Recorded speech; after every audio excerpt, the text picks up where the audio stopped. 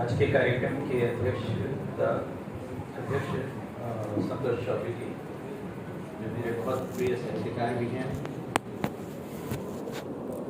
कार्यक्रम के उत्सव मूर्ति प्रभु शंकर शुक्ल जी, ओम प्रकाश श्रीवास्तव जी, विकास दवे जी, राम वल्लभ आचार्य जी, मनीष गुप्ता जी, गोकुल स्वामी जी, साधना ललोड़े। सबसे पहले तो मैं कहूँ कि ये जो आज सामने करीब 7 पुस्तकों का हो रहा है जो लोकार्पण, यदि शुक्ल जी की उतनी उम्र नहीं होती तो मैं कहता कि ये सप्तपदी है। एक सप्तपदी जो है वो बैठी हुई है, इसलिए मैं कह सकता हूँ कि आज से कई साल पहले एक व्यक्ति के रूप में हुई होगी, आज जो एक लेखक के रूप में। और उम्र जितनी है 80 के पार है। तो अभी पिछले साल जो है एलिस मनरो का जो कहानी संग्रह आया था पिछले नवंबर में, डियर लाइफ करके, तो उन्होंने 81 वर्ष की उम्र में। और अभी हाल में टॉनी मॉरिसन का जो उपन्यास आया है वो अभी मई में आया, तो वो उन्होंने 82 वर्ष की उम्र में लिखा है। तो शुक्ल जी तो उससे भी ज्यादा 84। तो हम लोग जो है साहित्य में चौबे जी जानते हैं कि ऑरवेल का उपन्यास है एक पे। तो ये महत्वपूर्ण बात है कि इस तरह से ये 7 पुस्तकें हुई। और अभी मैं देख भी रहा हूँ तो मंच पे 7 ऋषि हैं और एक अरुंधति उस सप्तर्षियों में है, अरुंधति भी है। जो काम मुझे दिया गया, उस जो बता रहे थे कि परिवार की तरफ से वो मुझसे लड़ सकते थे, वो इसलिए कि विवाहोपरांत जो है मैं आधा ब्राह्मणों की तरफ और आधा कायस्थों की तरफ हो गया, तो उस नाते से वो रिश्तेदार है मेरे।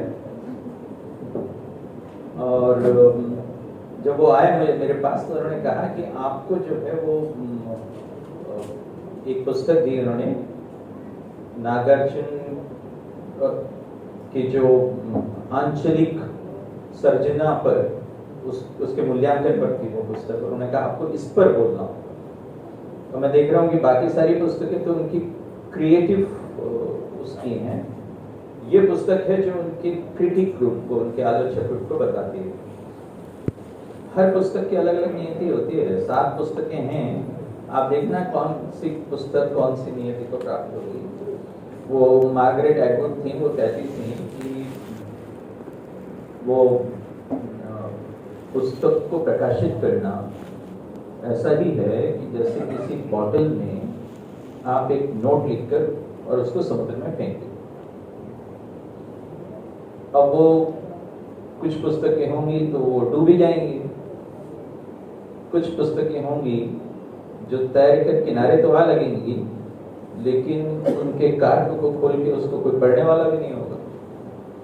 कुछ पुस्तक होगी कि जिसको लोग देखेंगे उसके भीतर के नोट को और चेरिश करेंगे, उसको उसका आनंद लेंगे।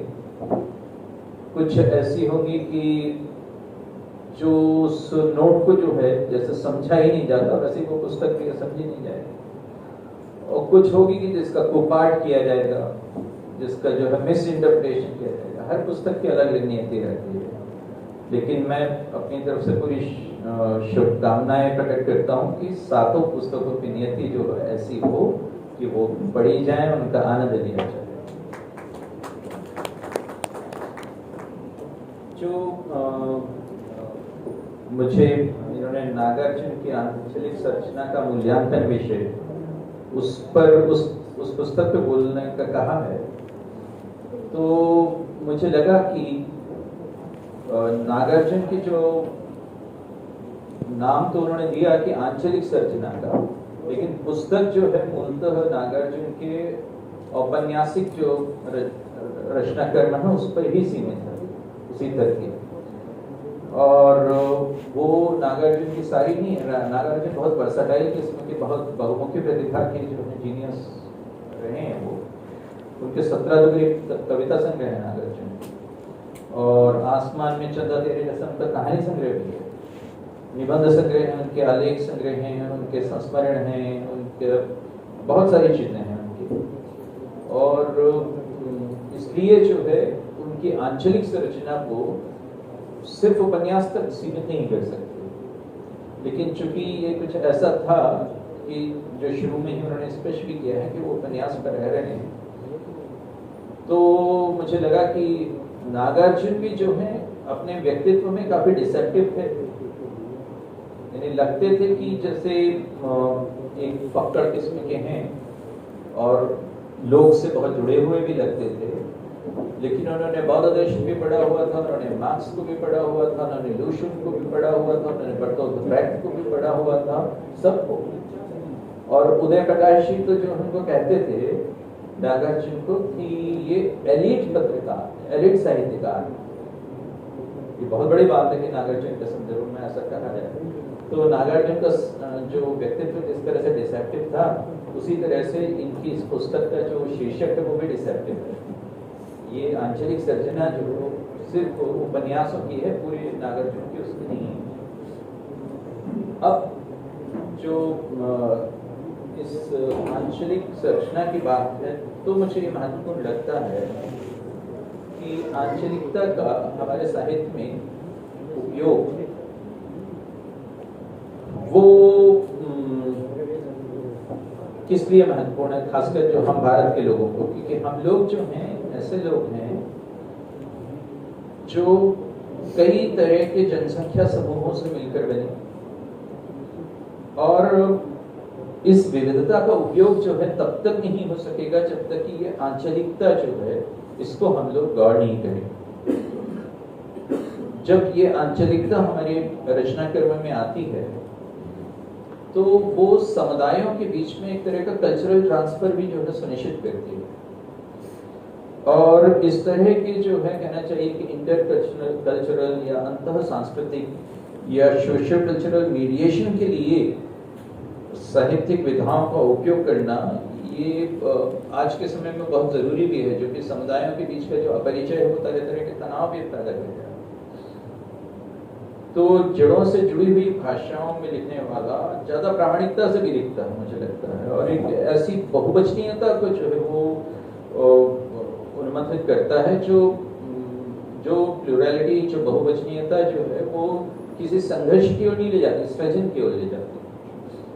और सामुदायिक अस्मिताएं जो हैं, कम्युनिटी आइडेंटिटीज, वो किस तरह से डेवलप हुई, कैसे वो बिलोंगिंग का एहसास पैदा करती हैं, जो अपने आप में ही एक कलात्मक अनुभव होता है, जो अनुकरण नहीं होता, जो उद्धरण नहीं होता, बहुत ही खांटी, बहुत ही खरा होता है। तो आंचलिकता का महत्व उस रूप में है कि वहां आप जो है अपने आत्म को अपने निर्वर्तन पे रखते हैं, अपने डिस्पोजल पे रखते हैं, अपना सेल्फ अपने डिस्पोजल पे। तो हमारे भौतिक जीवन में क्या हो रहा है, आप देखिए बाहरी जीवन में जो आज का है उसमें ज्यादा से ज्यादा होमोजेनाइजेशन है, ज्यादा से ज्यादा समरूपीकरण है, और उस समरूपीकरण के कारण ये हो रहा है कि कैप पोस्ट से लेकर और जो है आपके झाबुआ तक हर जगह जो है वही कोका कोला दिख रहा। तो खुद की अवगणना की एक परियोजना है जो चल रही है होमोजेनाइजेशन के नाम पर, कॉर्पोरेटाइजेशन के कारण। ये ऐसे समय में इस तरह के जो उपन्यास जो कि नागार्जुन ने लिखे, वो कहना चाहिए कि हमारा आत्म जो है वो हमें मुहैया कराते हैं और हमारी अंगुलियों की छाप हम तक लौटाते हैं। और कुछ बर्थ मार्क हैं जिससे हम चाहें भी तो भी मुक्त नहीं हो सकते, उसको आप धो नहीं सकते, उसको आप रगड़ के छुटा भी नहीं सकते। बहुत से मुखौटे हैं जो हम अपनी उम्र के क्रम में अपने ऊपर चढ़ा लेते हैं, लेकिन उन मुखौटों के नीचे एक अपना चेहरा है, हमारा अपना चेहरा, बिना प्लास्टिक सर्जरी का। उसकी अपनी सुंदरता है, उसके लिए लज्जित होने की जरूरत नहीं। और इसलिए जो है ये जो नागार्जुन ने जो अपने उपन्यास लिखे या अपनी और रचनाएं लिखी, तो उन्होंने आधुनिक लेखन में एक अपने आत्म का अभ्यारण्य जो है वो तैयार किया। एक मात्र स्थानीय सृजन संदर्भ जैसे कह सकते हैं, वो उसके जरिए आया।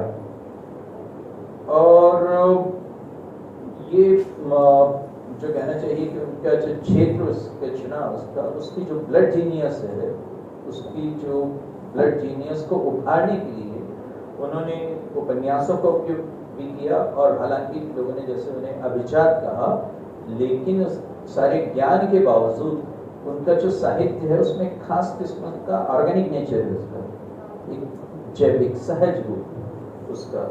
और ये वो जैविकता है, वो हरियाली है जो आयातित, जो जीएम सीड्स से नहीं आई है, रासायनिक नहीं है। उसकी जो रिदम है वो कहीं उधार की ली हुई नहीं, और इस रूप में मुझे वो महत्वपूर्ण लगते हैं। तो उस आंचलिकता को पकड़ना, एक कहना चाहिए कि आलोचक के रूप में पकड़ना, वो प्रभुशंकर शुक्ल जी ने किया। और उनका महत्व इस रूप में मैं विशेष रूप से मानूंगा कि वैसे उपन्यासकार के रूप में देखूं मैं ईमानदारी से, तो मेरे बहुत प्रिय उपन्यासकारों में नहीं है नागार्जुन, बल्कि उनके शुरुआती 3 उपन्यास छोड़ दिए जाए, रघुनाथ की चाची, बलचन्मा और बाबा बटेसरना, तो बाकी तो उपन्यास मुझे उनके भर्ती के उपन्यास लगते हैं, बहुत ज्यादा प्रभावित नहीं। हाँ, आपने लिखा भी उसमें, और स्वयं उन्हीं की स्वीकारों को उद्धरण करते हुए लिखा है कि वो पेमेंट के लिए, और उनका कहना था कि कविता की जगह गद्य में जो है अच्छा पेमेंट मिलता है, इन सो मेनी वर्ड्स उन्होंने कह दिया। तो एक आंचलिक उपन्यासकार के रूप में जो है, एक तो उपन्यास के कार के रूप में, और फिर आंचलिक उपन्यासकार के रूप में भी उनके क्रेडेंशियल्स जो है मतलब थोड़े से संदिग्ध लगते हैं। और आपने भी जो है, मुझे खुशी हुई कि इस पुस्तक में आलोचक के रूप में नागार्जुन के लिए कोई अनड्यू अफेक्शन या अनड्यू ममता जो है आपने बिल्कुल नहीं दिखाई, और उनके कमजोर पहलुओं को जहाँ दिखाने का प्रसंग आया है, तो वहाँ उन्हें उपेक्षित कर जाने का जो लोभ है वो आपने पूरी तरह से संवरण किया उसका, और इसीलिए वो सही सही अर्थों में समीक्षा है। आंचलिकता मेरे हिसाब से, मैं क्यों कहता हूँ कि वो आंचलिकता पूरी तरह से उपन्यासों में नहीं आती जितने नागार्जुन ने, कि आंचलिकता किसी अंचल विशेष में अपने नायक या नायिका की स्थापना का नाम है, कि आप उसको सिचुएट कर दो वहां पर किसी अंचल विशेष, और कहो कहानी नायक नायिका, वो जो है उस तरह से भी नहीं आती जिस तरह से हमारे कुछ कवियों ने लाने की कोशिश की कि टटकी, बासन, मुलम्मा, सौंधी, कुलिया जैसे कुछ लोक शब्दों को जो है अपनी कविता में डाल दो, और उसके माध्यम से सिद्ध करो कि आप जो है बड़े आंचलिक जो है टच के कवि। नहीं आती, बल्कि लगता है कि ये अपने एलियनेशन को कम करने के लिए आपने अपनी दूरस्थता को एक हिजाब पहनाया। वैसी कोशिश करना ही क्यों है भाई? आंचलिकता जब कथानक का प्लेसमेंट नहीं हो सकती, तो वो 2, 4, 6, 10 शब्दों से अपनी भाषा शैली में थोड़े परिवर्तन से भी नहीं आ रहा। आंचलिक उपन्यास तब आंचलिक होता है जब उस उपन्यास का नायक वो अंचल हो। आंचलिक कथानक जो है कभी भी व्यक्तिपरक नहीं हो सकता, और नागार्जुन के जितने उपन्यास मैंने देखे, अधिकतर उपन्यासों में उनके नाम से ही लगता है कि वो व्यक्तिपरक किसी व्यक्ति पे केंद्रित है, जैसे रघुनाथ की चाची, जैसे बलजन्मा, जैसे बाबा बटेसरनाथ, जैसे उनका उग्रतारा, जैसा उनका इमरतिया, जैसा उनका जमनिया का बाबा, सारे जो हैं व्यक्ति के नाम हैं। लगता है कि किसी विशिष्ट लोकेल में कहानी को उन्होंने सेट किया है, लेकिन वो लोकेल उसका केंद्र नहीं है। जैसे मैला आंचल या परती परिकथा पढ़ो तो उसमें लगता है कि हाँ, ये लोकेल ही स्वयं नायक बनकर उभरा है, स्वयं एक चरित्र बनकर उभरा है। तो इसलिए जो है नागार्जुन मुझे उपन्यासों में उतना प्रभावित नहीं करते जितना कि कविताओं में करते हैं। और आपने ये लिखने से परहेज नहीं किया, जो मुझे भी कई बार लगता था उनके उपन्यासों को पढ़ते हुए, कुछ विवरण तो काफी रिपल्सिव थे और आपने अच्छी तरह से उसको फाश किया और इतनी विनम्रता के साथ करते हैं शुक्ल जी, इस कैवियट के साथ यूं लिखते हैं, वो उपलब्धियों की चर्चा सरल है, कहना भी अच्छा लगता है और सुनना भी, अभावों की चर्चा में खतरा है। और ऐसा कहकर वे अभिव्यक्ति का मुक्तबोधीय खतरा जो है उठा लेते हैं कि दो उपन्यासों के अलावा नागार्जुन के उपन्यासों में विशेष विजन का अभाव है, ये कह देते हैं। और दूसरी ओर इस बात के लिए उनकी सराहना भी करते चलते हैं कि उनकी किसान चेतना है, उनकी क्रांति चेतना है, उनके जनसंघर्षों की कलात्मक अभिव्यक्ति और शैली की दृष्टि से जो विविध प्रयोग हैं, मनुष्यता के प्रति जो नमन भाव है, जो सौंदर्य संवेदना, सबकी तारीफ करते हैं। जहां तक वो उनकी ये स्थापना है कि नागार्जुन आंचलिक उपन्यासों के जनक ही नहीं, नायक नहीं, उस पर विवाद हो सकता है, क्योंकि नागार्जुन स्वयं भी जो है वो इस बात पे विवाद करते थे कि मुझे जो है मेरे उपन्यासों को आप आंचलिकता के फ्रेम में क्यों सीमित कर रहे हो, और वो विशेष प्रसन्न नहीं होते थे उस बात से। तो वो मुझे लगा कि एक तरह से नागार्जुन की खुद की आत्मा को भी जब उन्होंने पकड़ा, जब आंचलिकता के संदर्भ में ये सब बातें की, और उनकी बाकी सारी पुस्तकें अभी मुझे मिलेगी, मुझे तो अभी एक दे के गए थे, बाकी सारी पुस्तकें पढ़कर वो उनकी क्रियात्मक पक्ष, उनका जो रचनात्मक पक्ष है, उनका क्रिएटिव पक्ष है, उस पर फिर मैं बाद में कभी टिप्पणी करूँगा। आप सभी लोगों को प्रणाम, धन्यवाद, शुभकामनाएं।